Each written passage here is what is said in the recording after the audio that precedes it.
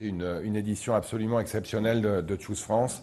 C'était la 9e, à la fois quantitativement, le nombre de projets, 71, les montants concernés, 93 milliards, les emplois induits, plus de 15 000 emplois directs, mais évidemment sans doute 3 ou 4 fois.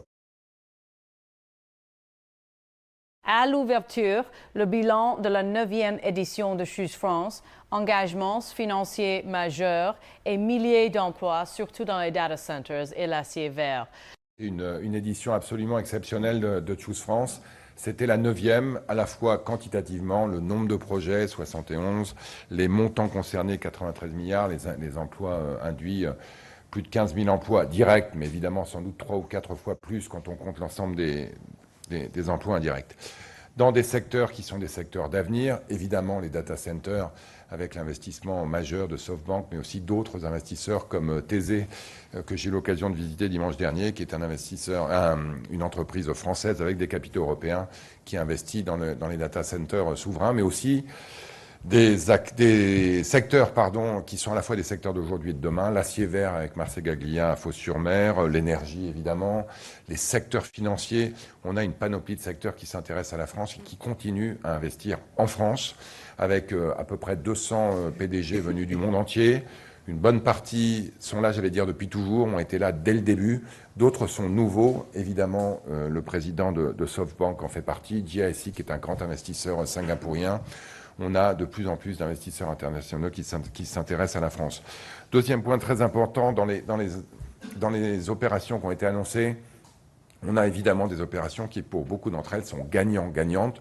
Ce ne sont pas juste des opérations qui concernent des investisseurs étrangers, mais aussi des investisseurs étrangers qui mettent en avant des partenariats avec des entreprises françaises. SoftBank va construire des usines pour fabriquer ce qu'on appelle des stacks qui vont rentrer dans les centres de data avec Schneider, qui est un grand champion français et international. Sont annoncés partenariats industriels entre investisseurs étrangers et grands groupes français avec investissements ciblés dans l'énergie et l'autonomie technologique. National de l'électricité. Foxconn va investir avec Bull dans des calculateurs. Énergie de Portugal va rentrer dans des partenariats avec Engie. Ils sont déjà présents en France. Ils vont investir 1,3 milliard de plus avec Engie, notamment dans les secteurs énergétiques. Et puis Novo Nordisk, grande entreprise de la santé, qui est le premier employeur d'Eure-et-Loir, qui a confirmé continuer à choisir la France, et notamment parce que, évidemment, son médicament phare a été autorisé à être vendu en France. Tout ça va ensemble.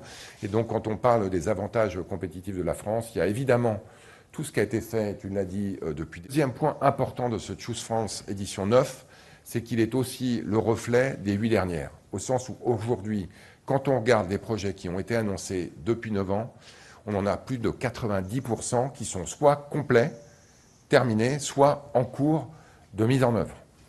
Donc on a, je dirais, un suivi au quotidien des annonces pour s'assurer évidemment qu'ils sont suivis des faits, et c'est le cas.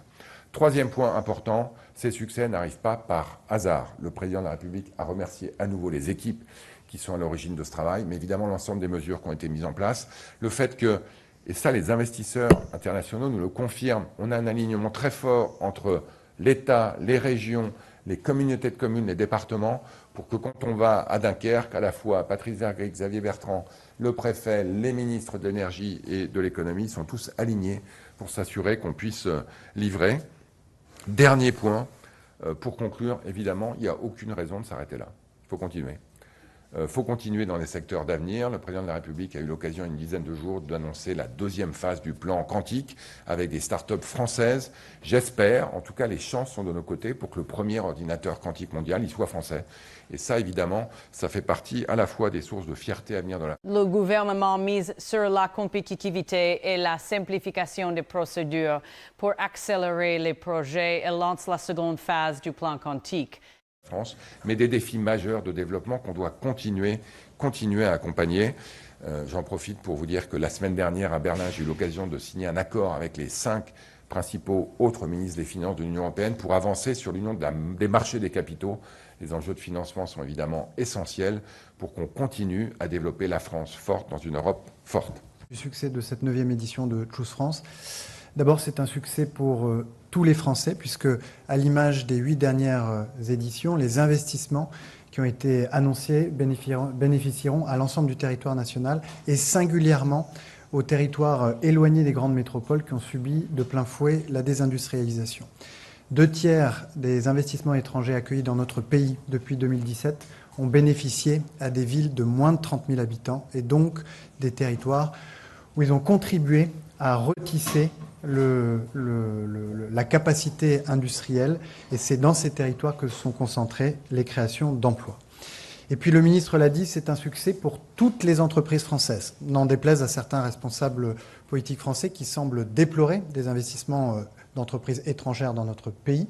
Il faut rappeler qu'un emploi sur 10 dans notre pays est le fait d'une entreprise étrangère. Que lorsque des investisseurs étrangers s'intéressent à notre pays, ils dynamisent l'activité qui, par extension, bénéficie aux entreprises de l'ensemble du pays. Et que par ailleurs, comme certains exemples rappelés l'illustrent, les annonces de lundi à Versailles ont également inclus des partenariats inédits entre de grands groupes et grands investisseurs mondiaux